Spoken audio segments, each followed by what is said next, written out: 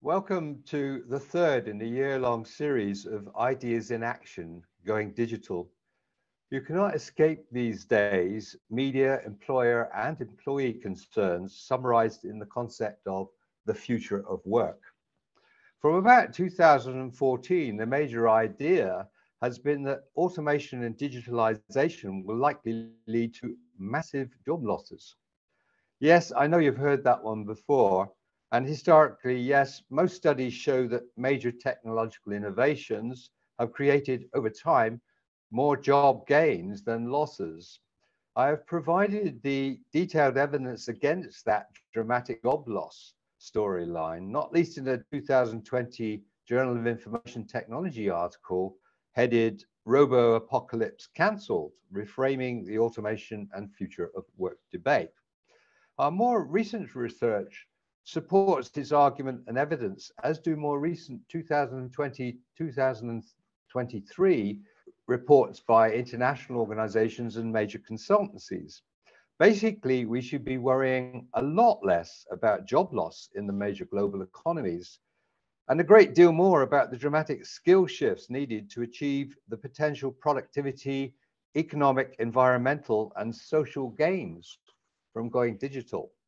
So let's put some flesh on what I see as the most probable scenario by 2030, remembering that this might need further revision.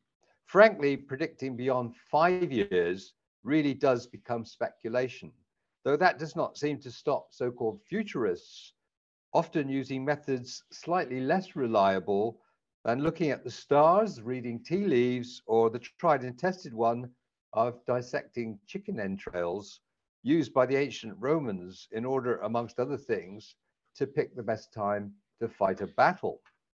Here is the most likely scenario I can come up with at the moment. 9% of the jobs in 2030 do not exist today. Between 2019 and 2030, around 8 to 14% of employees will change occupations depending upon sector and country. 60% of jobs will become 30% more automated in that time period, a reflection, in fact, of a long-standing evolutionary trend. The dominant trend is parts of jobs rather than whole jobs being automated. Despite earlier alarm, the net job losses from automation and digitalization in the top 20 economies is likely to be about 1%. What my research shows is that job loss has been systematically overestimated because study after study did not factor in job gains from automation or the exponential growth in the work to be done. My estimates between 10 to 15% organic growth in the amount of work to be done each year, due mainly to exponential data explosion and increases in audit, regulation, and bureaucracy. Many assume that the technology is born perfect. It is not. That organizational readiness to develop and deploy at scale is high. It is not.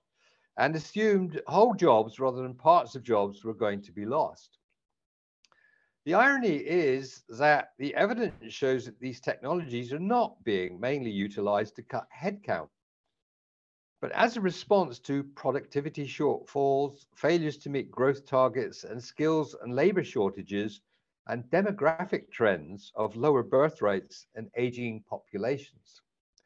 So the reality facing us globally between 2019 and 2030 is how to dramatically reskill workforces to reap digital dividends.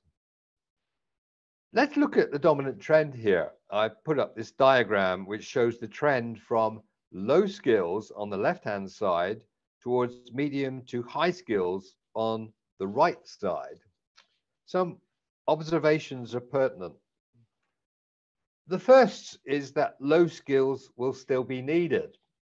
We expect low skills to go from 44% of the global workforce in 2019 to 32% in 2030. This is definitely not the player piano scenario Kurt Vonnegut details in his dystopian novel of future automation back in the 1950s.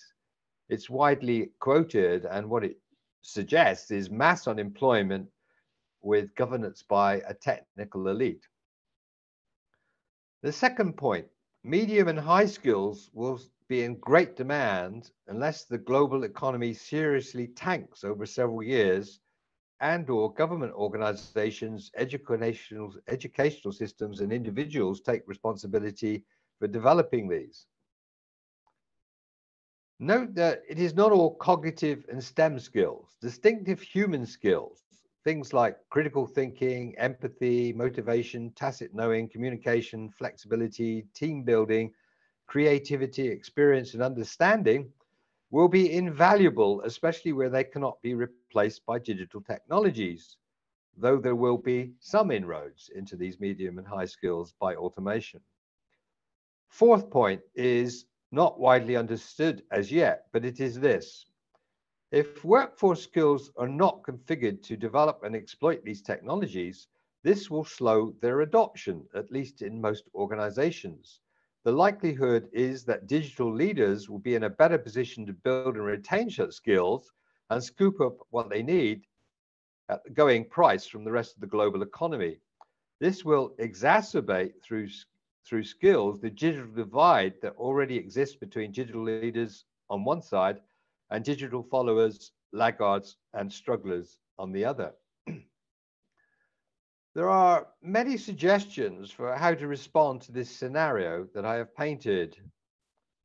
In episode 4 of this series, I will present my version of what I think the main trend is as a response and raise the challenges it creates and some ways forward. So see you next time.